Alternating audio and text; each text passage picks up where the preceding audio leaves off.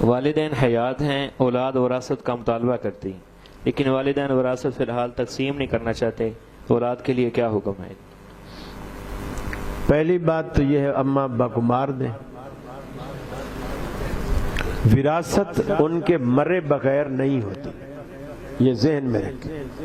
جس چیز کو ترکہ کہا جاتا ہے وہ ترکہ ماں باپ کے مرنے سے پہلے ترکہ نہیں ہوتا۔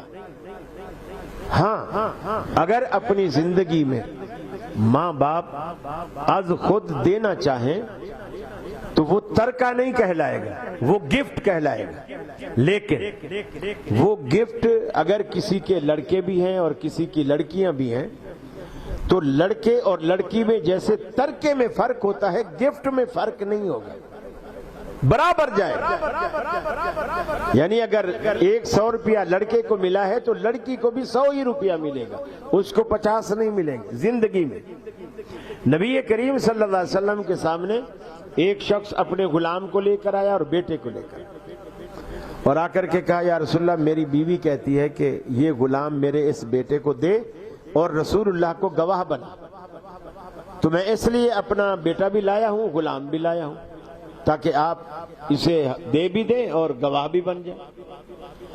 نبی کریم صلی اللہ علیہ وسلم نے اس سے پوچھا کیا تیرے اور بیٹے ہیں؟ اس نے کہا یا رسول اللہ اور بھی بیٹے ہیں۔ فرمایا کیا ان کو بھی غلام دیا ہے؟ اس نے کہا نہیں یا رسول اللہ۔ آپ نے فرمایا کیا دینے کا ارادہ ہے؟ اس نے کہا نہیں یا رسول اللہ، میرے پاس غلام ہی ایک ہے اور تو کوئی ہے ہی نہیں، نہ میری حیثیت ہے، میں اوروں کو تو نہیں دے سکتا۔ آپ نے فرمایا لے جا اس غلام کو، محمد صلی اللہ علیہ وسلم ظلم پر گواہ نہیں بن سکتے ہیں۔ آپ نے اس کو ظلم قرار دیا کہ بیٹی میں بیٹے میں فرق کرے، ایک کو دے دو کو نہ دے، یا جیسے ہمارے ہاں برادریوں میں رواج ہے حاجی ہوتا ہے نمازی ہوتا ہے، ساتھ ساتھ حج کیے ہوئے ہوتے ہیں، لیکن مرتے وقت ساری جائیداد بیٹوں کے نام کر جاتا ہے اور بیٹیوں کو کہہ دیتا ہے کہ تو اپنے بھائیوں کو اپنی سارا حصہ معاف کر دے۔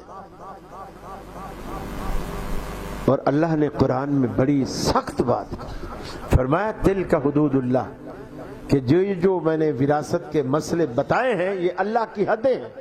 وَمَن يَتَعَدَّ حُدُودَهُ يُدْخِلْهُ نَارًا خَالِدًا فِيهَا، جو بندہ ان حدوں کو توڑے گا، وہ حاجی ہو نمازی ہو داڑیاں رکھی ہو مسجدیں بنوائی ہوں تہجد پڑھتا ہو، وہ دوزخ میں جائے گا اور ہمیشہ ہمیشہ دوزخ میں جائے گا۔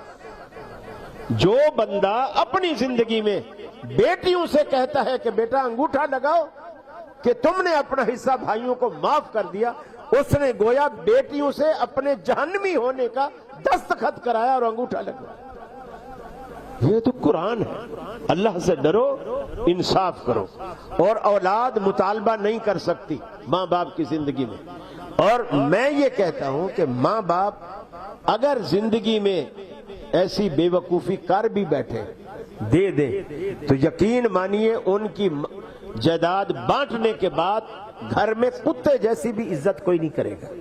یہ لکھ لو میری بات، کوئی عزت نہیں کرے گا ان کی۔ یہ جو تھوڑی بہت اس معاشرے میں ماں باپ کی عزت ہوتی ہے نا، اس وجہ سے ہوتی ہے کہ مکان ابا کا ہے، فیکٹری ابا کی ہے، دفتر ابا کا ہے، گاڑی بھی ابا کی ہے۔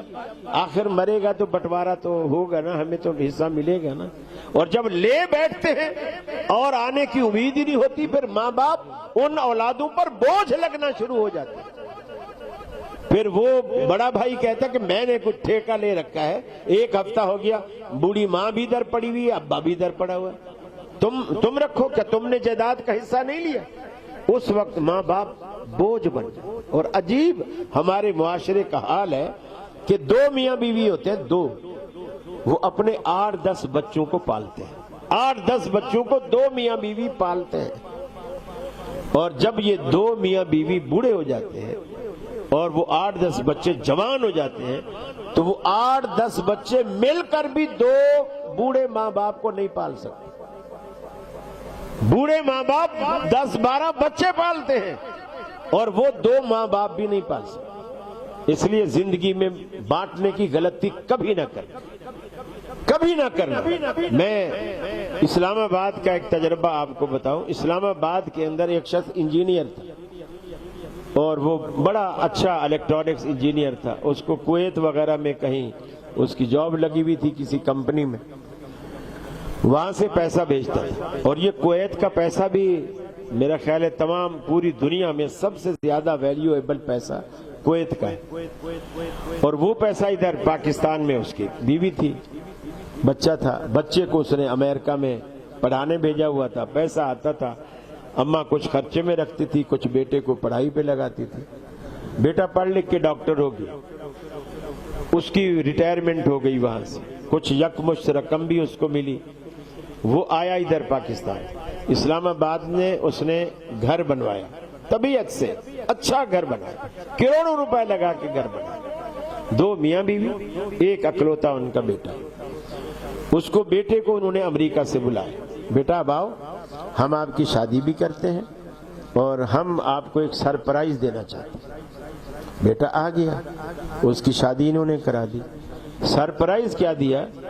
وہ ساری زندگی کی جمع پونجی وہی کوٹھی تھی جو انہوں نے اسلام آباد میں بنوائی، اس کوٹھی کے کاغذات اور چابی بیٹے کو دے دی، بیٹا یہ آپ کے لیے ہماری طرف سے سرپرائز۔ اب وہ سمجھ رہے تھے کہ بھی ہمارا اکلوتا ہے تو بیٹا ہے، ہمارے بعد بھی سارا کچھ اسی کا ہے، تو ہم زندگی میں دے دیتے ہیں۔ انہوں نے دے دی۔ کوئی ہفتہ 2 ہفتے گزرے، جب اس کے جانے کا ٹائم آیا نا، اس نے کہا ابو میں تو میری چھٹیاں ختم ہو رہی ہیں تو میرا کام ادھر زیادہ اچھا ہے، میں تو جانا چاہتا ہوں، اور یہ ہے وہ ہے، اور بیوی کو بھی میں لے جاتا ہوں، اس کا کوئی ویزے کا پروسیجر بھی کرا لیا اس نے، وہ چلا گیا۔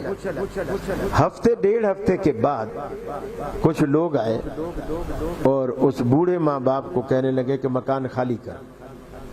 انہوں نے کہا بھی کیسے خالی کرے، تو ہمارا مکان ہے، ہم نے بنوایا، ہم نے اپنے بیٹے کا نام کیا۔ انہوں نے کہا جی آپ کا بیٹا جاتے ہوئے اس مکان کو بیچ کر گیا ہے، ہم نے کچھ پیسے اس کو دے دیے تھے بیانہ کے طور پر، ٹوکن کے طور پر، کچھ ہم نے رکھ لیے تھے، اب پیمنٹ ہم نے اس کو پوری کر دی، آپ چاہے تو بیٹے سے فون پہ بات کریں۔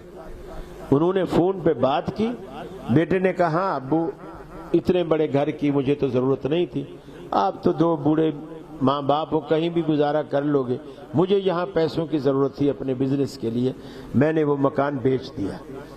پھر اس کے بعد وہ روتے پیٹتے ساری جمع پونجی لگا چکے تھے۔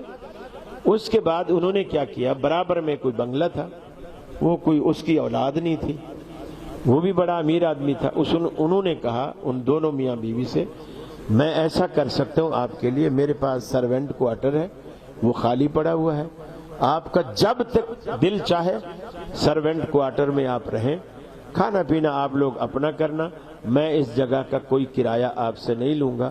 وہ اب تک سرونٹ کوارٹر میں زندگی گزار رہے ہیں اور بیٹا مکان بیچ کے امریکہ جا چکا ہے۔ آپ اس دور کو نہیں سمجھ رہے ہیں، ہم بہت ایسے دور سے گزر رہے ہیں کہ بس الامین الامان والحفیظ۔